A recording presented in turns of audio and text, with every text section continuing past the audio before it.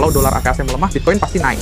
Dollar Index atau DXY, indeks yang menggambarkan kondisi market kripto saat ini. Kalau Bitcoin bullish, dolar AKAC pasti melemah. Atau sebaliknya, kalau kamu paham korelasinya, ini bisa jadi kunci untuk bikin keputusan investasi lebih cerdas dan strategis. Dollar Index DXY mengukur kekuatan dolar AELAS terhadap 6 mata uang utama: Euro, EUR, Yen Jepang, JPY, Pound Inggris, GBP, dolar Kanada, CAD, Krona Swedia, SIK, dan Franc Swiss, CAF.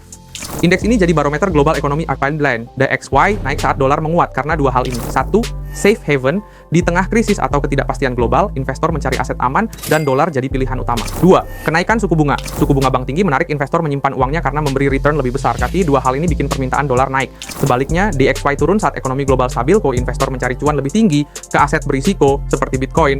Contoh paling jelas, di tahun 2022, waktu The Fed lagi agresif naikin suku bunga, DXY naik kencang ke level tertingginya dalam 20 tahun. Di saat yang sama, harga Bitcoin turun drastis. Lalu akhir 2023, DXY mulai melemah dan Bitcoin mulai rebound. Tapi jangan jadikan DXY satu-satunya patokan kamu untuk ambil keputusan investasi Bitcoin, karena korelasinya tidak selalu konstan.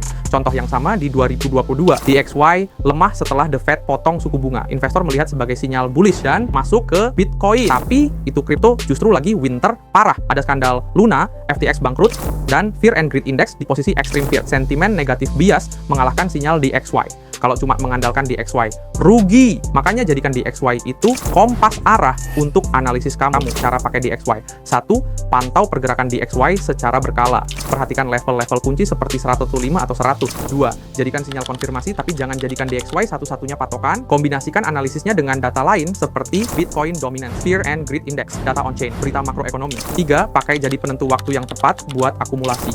Saat DXY mulai lemah, misalnya waktu turun di bawah level 100 dan bersamaan dengan Fear and Greed Index di zona Extreme Fear, ini bisa jadi sinyal yang kuat untuk mulai akumulasi kripto secara bertahap. Coba sekarang cek, DXY lagi melemah atau menguat, terus apa strategi kamu selanjutnya?